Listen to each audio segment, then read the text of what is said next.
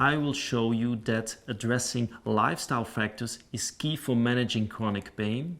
And if we effectively treat those lifestyle factors, we can potentially improve gene functioning in patients with chronic pain. I will show you this by telling the story of Becky. Becky is a patient who has been suffering from chronic low back pain for quite a while now. And she wants me to relieve her pain and to support her in returning back to her full-time job that she loves so much. And several lifestyle factors are key for understanding her chronic low back problem. And this includes her sleep problem. Insomnia is an important comorbidity in chronic low back pain, but also in several other chronic pain disorders such as osteoarthritis, post-cancer pain, headache, neck pain, shoulder pain, fibromyalgia, etc. But it's not prevalent in all patients with chronic pain. In this situation of Becky, she obviously suffers from insomnia, as you can see on the slide. In general, we see in approximately 1 out of 2 patients with chronic pain that insomnia is present. If it's present, it perpetuates the chronic pain condition. And we need to target the sleep problem probably in an early phase of the multimodal approach. Because, for instance, in this situation where Becky sleeps approximately 4 hours of sleep of night, that's obviously not enough to recover for her exercise therapy, for instance. So we need to provide her with sleep management such as cognitive behavioral therapy for insomnia. In addition to her sleep problem, Becky suffers from another problem which is closely related to her chronic low back pain problem, and that is stress intolerance. And this is probably due to her exposure for a long period of time to a vast amount of stress at work and in her personal life, and of course the inability to cope with everyday stress.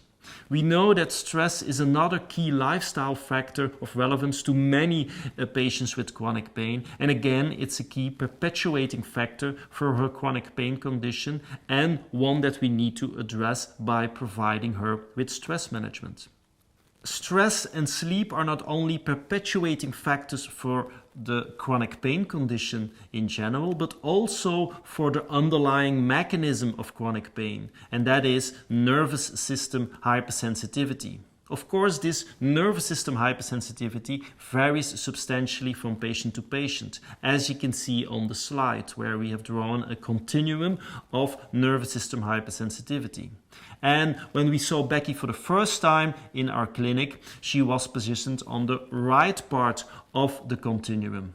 And thanks to providing her effective stress management and sleep management, we were able to actually reposition her more to the left part of the continuum.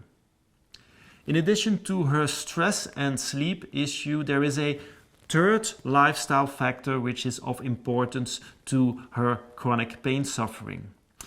Because Becky has poor dietary habits. She consumes too much sugar and too much processed food. She has too much fat intake in her regular diet, and this unhealthy diet perpetuates her chronic pain condition. And again, it also perpetuates the underlying mechanism of nervous system hypersensitivity. So again, this is a lifestyle factor that we need to address in the multimodal approach for managing her chronic low back pain. What has all this to do with genes, you might wonder? Well, the genes are of relevance to the link with lifestyle factors.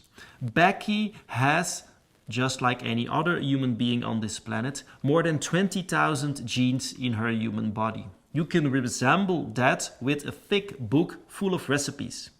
And recipes for proteins, producing proteins. Proteins are key for a healthy human being, for the normal functioning of cells, organs, and the human body in general. And if you want to return to a certain recipe that you like and you want to make that dish or meal again, it's handy, of course, to have a certain mark in that thick book. And then you can place, for instance, a paperclip. Those paperclips, those marks on the genome, that's what scientists call epigenetic changes, such as DNA methylation and histone modifications. Those marks, those paperclips, actually influence how genes function.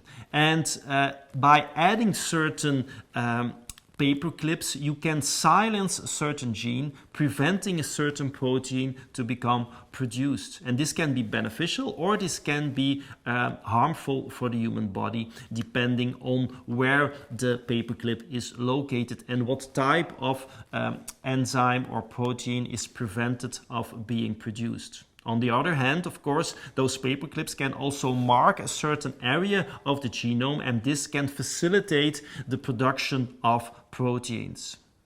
This is closely linked to lifestyle factors because there is a vast amount of literature showing that stress, diet, and sleep habits actually influence those epigenetic changes. We know that the genes in itself do not change throughout life, but those paperclips actually do change in response to lifestyle factors and in response to the environment in general. So we know that adhering to a healthy lifestyle improves gene functioning by changing those paperclips in an appropriate way. On the other hand, an unhealthy lifestyle will also lead to changes in those paperclips, but in an unhealthy way. So that's why it's key to adhere to a lifestyle, and we know that those links have been shown repeatedly in human beings in general, but not so much in patients with chronic pain. So there's more work to be done before we can actually say that by adhering to a healthy lifestyle, which is the current best evidence treatment for patients with chronic pain, that we also improve gene functioning in patients with chronic pain. That has to be further studied, but we have to say also that early findings actually do point into the direction of close interaction between several of those key lifestyle factors and epigenetic changes in patients with chronic pain.